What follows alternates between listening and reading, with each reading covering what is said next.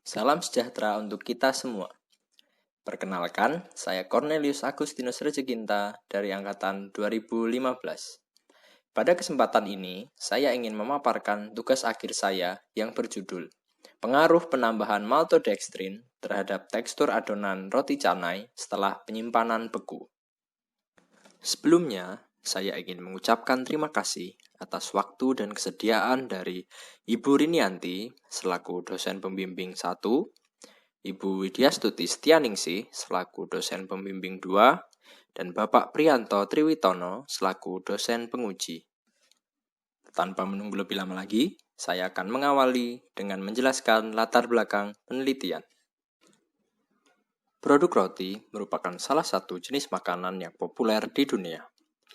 Menurut FAO, roti dikategorikan menjadi dua, yakni roti bragi dan roti tak bragi.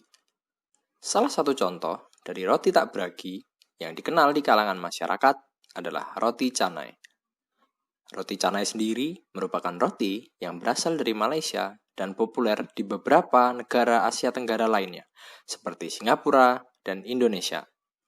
Di negara-negara tersebut, umumnya roti canai dikonsumsi sebagai camilan.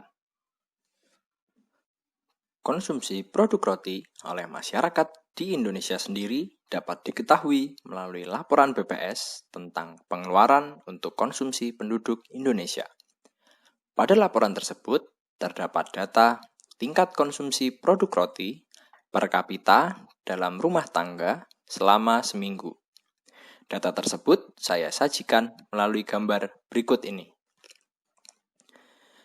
Dapat diketahui melalui data tersebut bahwa tingkat konsumsi produk roti mengalami peningkatan setiap tahunnya, mulai dari tahun 2012 hingga tahun 2018.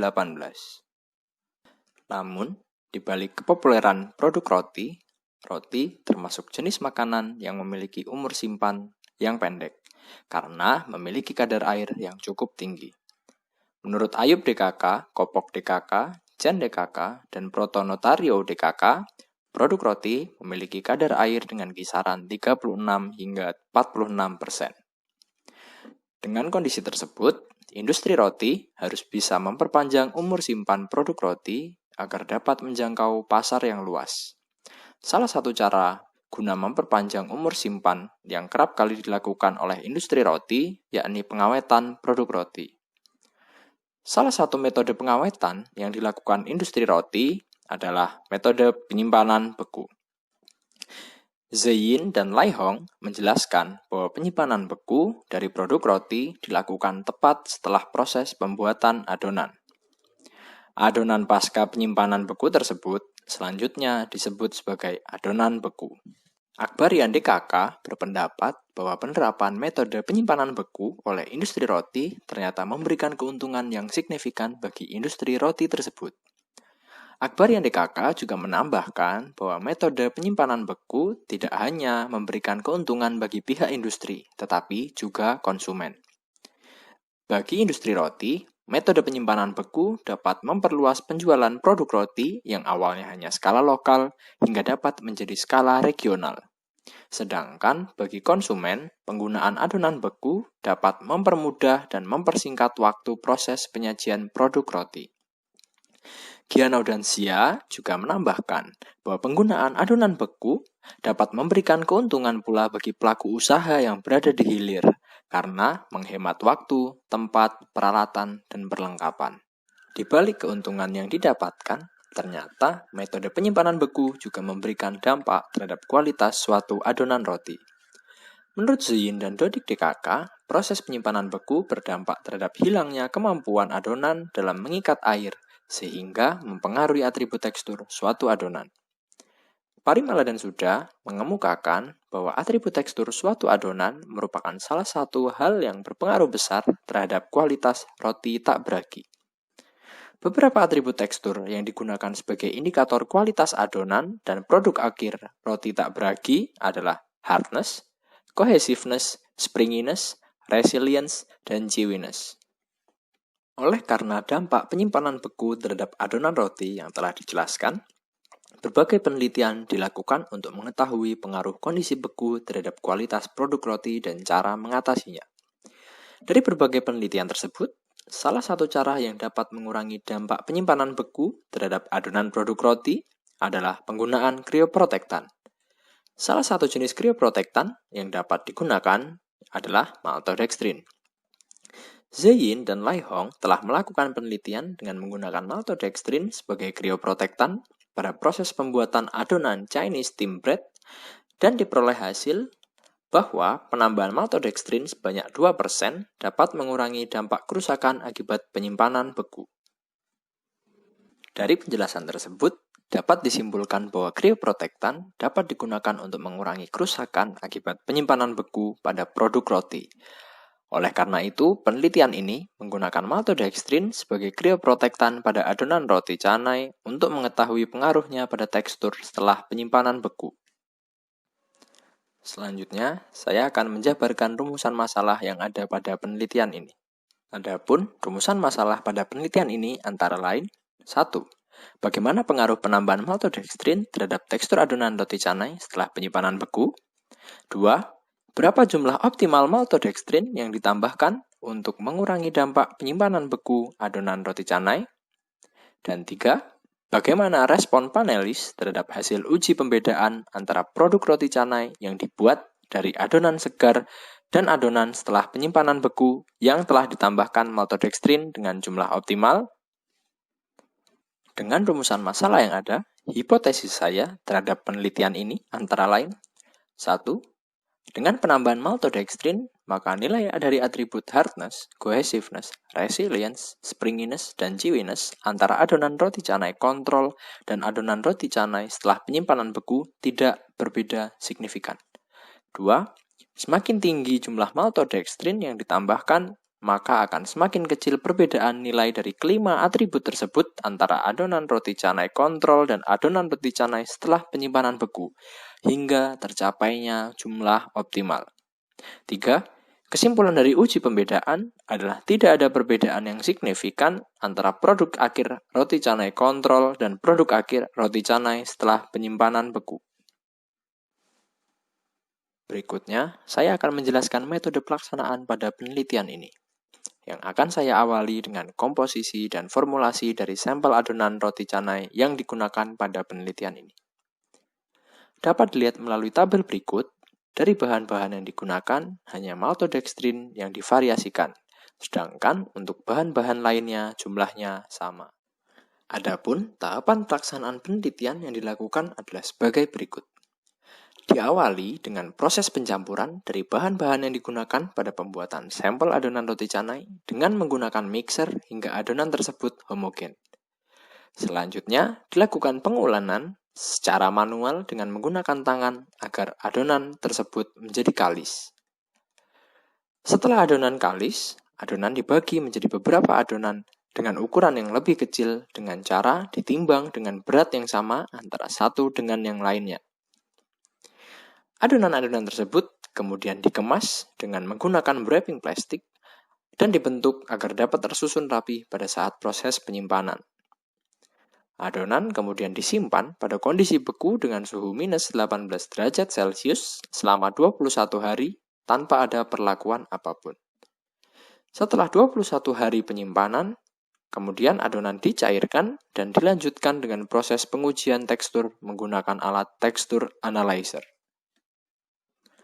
Adapun, rancangan percobaan yang digunakan pada penelitian ini adalah rancangan acak lengkap faktor tunggal dengan jumlah maltodextrin sebagai variabel bebas dan profil tekstur yang terdiri atas atribut hardness, cohesiveness, resilience, springiness, dan chewiness sebagai variabel terikat. Adapun variabel terkontrol pada penelitian ini antara lain komposisi adonan, formulasi adonan selain maltodextrin, proses pembuatan adonan, suhu penyimpanan adonan, waktu penyimpanan adonan, dan proses pencairan adonan beku. Analisis data dilakukan dengan menggunakan program SPSS 16, menggunakan ANOVA, dengan alfa sebesar 5% dan dilanjutkan dengan uji post hoc LSD. Selanjutnya saya akan menjelaskan mengenai uji pembedaan yang dilakukan pada penelitian ini. Uji pembedaan pada penelitian ini dilakukan dengan metode uji segitiga atau triangle test. Digunakan dua jenis adonan. Yang pertama yakni adonan kontrol dan juga adonan dengan penambahan maltodextrin yang diolah menjadi produk akhir yaitu roti canai. Adonan kontrol dibuat pada hari pelaksanaan uji pembedaan, sedangkan adonan dengan penambahan maltodextrin menggunakan adonan beku dengan konsentrasi optimal yang telah disimpan selama 21 hari. Adapun tahapan pembuatan sampel roti canai pada uji pembedaan, yakni yang pertama pelebaran adonan dengan menggunakan tangan hingga memenuhi cetakan, dilanjutkan dengan pelipatan adonan agar adonan mudah disajikan, dan yang terakhir adalah pemanggangan adonan dengan menggunakan oven pada suhu 160 derajat Celcius selama 10 menit. Uji pembedaan pada penelitian ini melibatkan 30 orang yang merupakan mahasiswa TPHP dan telah menempuh mata kuliah uji sensoris. Setiap panelis mendapatkan 2 sampel roti canai kontrol dan juga 1 sampel roti canai dengan penambahan maltodextrin. Panelis diminta untuk menentukan 1 adonan yang berbeda dengan 2 adonan lainnya. Kemudian, panelis diminta untuk mengisi formulir uji pembedaan yang telah disediakan. Berikutnya, saya akan menjelaskan mengenai hasil penelitian. Uji tekstur yang dilakukan pada penelitian ini bertujuan untuk mengetahui pengaruh penambahan maltodextrin terhadap tekstur adonan roti canai setelah penyimpanan beku selama 21 hari.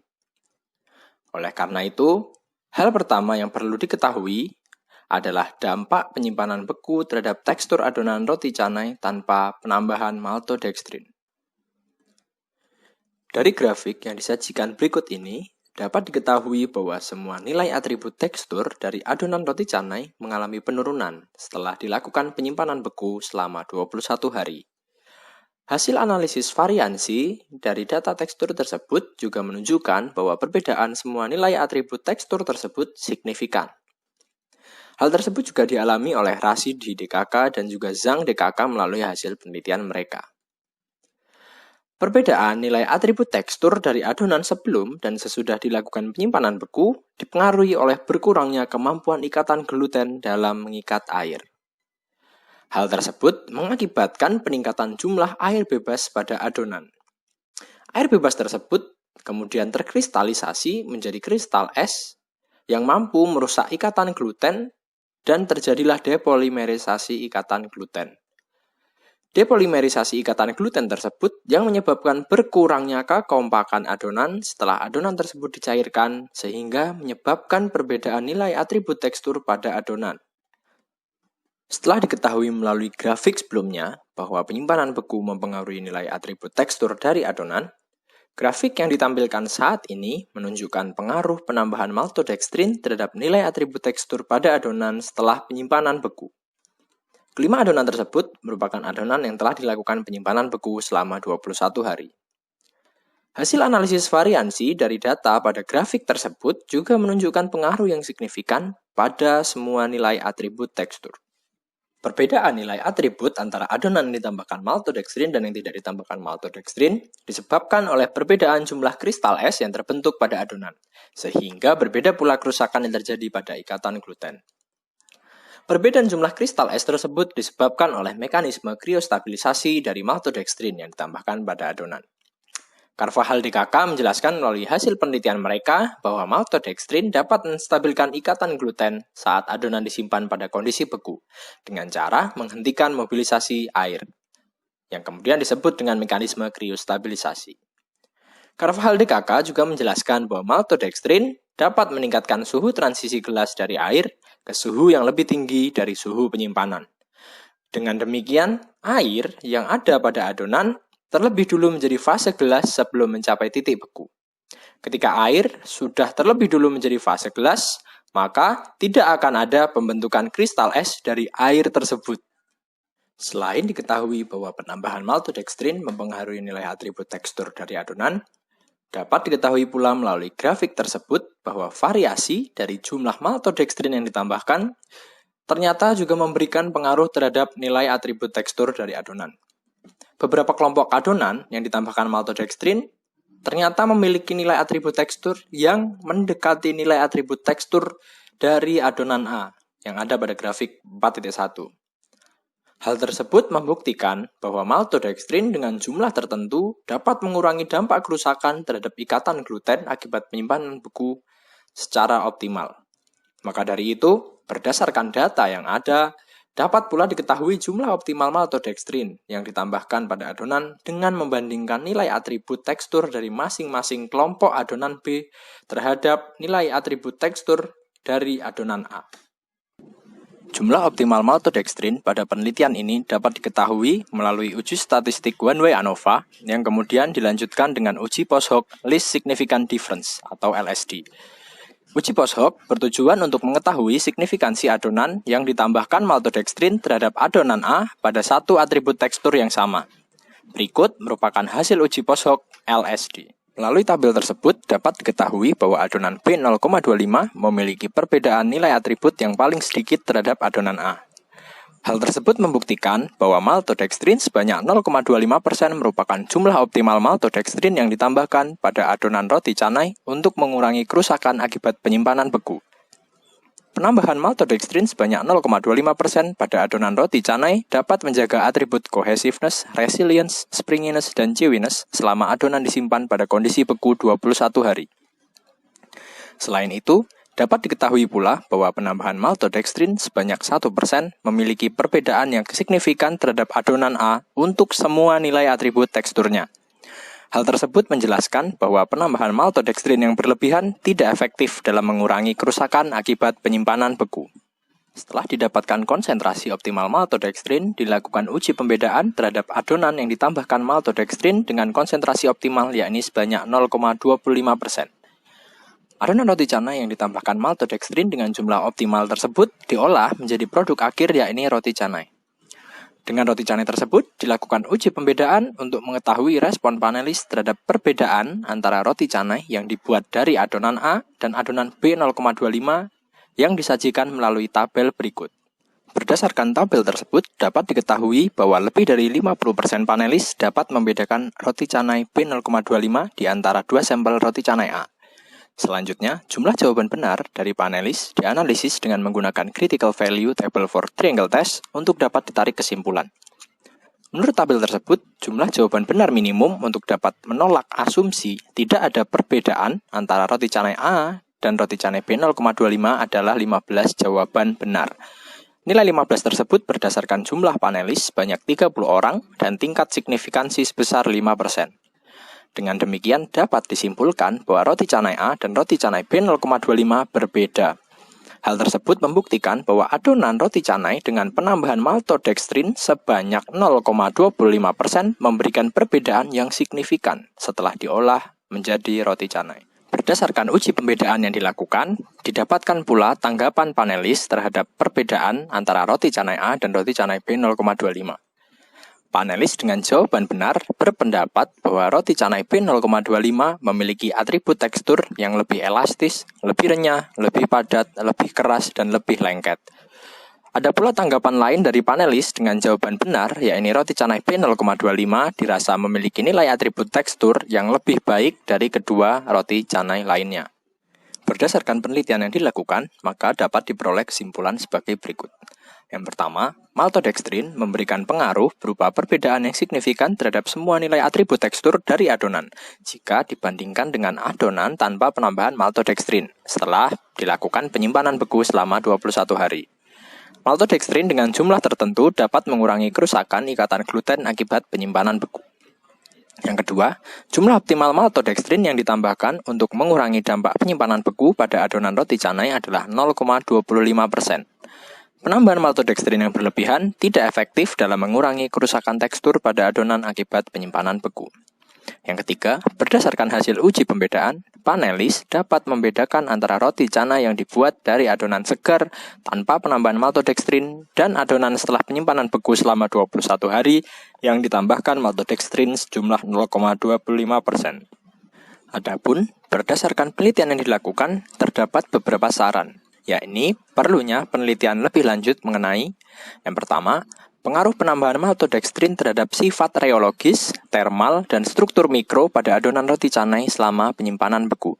Yang kedua, pengaruh penambahan maltodextrin pada adonan roti canai terhadap sifat fisik dan uji kesukaan produk akhir. Yang ketiga, pengaruh faktor lainnya seperti variasi jenis tepung yang digunakan, waktu dan kecepatan pada proses pencampuran, serta variasi lama penyimpanan pada kondisi beku terhadap tekstur adonan roti canai. Keempat, pengaruh faktor pada pengolahan adonan menjadi produk akhir seperti waktu dan suhu panggang terhadap tekstur produk akhir roti canai. Dan yang terakhir, pengaruh penggunaan krioprotektan jenis lain terhadap tekstur adonan roti canai setelah penyimpanan beku. Demikian pemaparan tugas akhir saya. Mohon maaf jika ada penjelasan yang kurang berkenan dan kurang jelas, monggo saged ditanyakan pada sesi tanya jawab. Atas perhatian dan waktu Bapak Ibu, saya ucapkan terima kasih.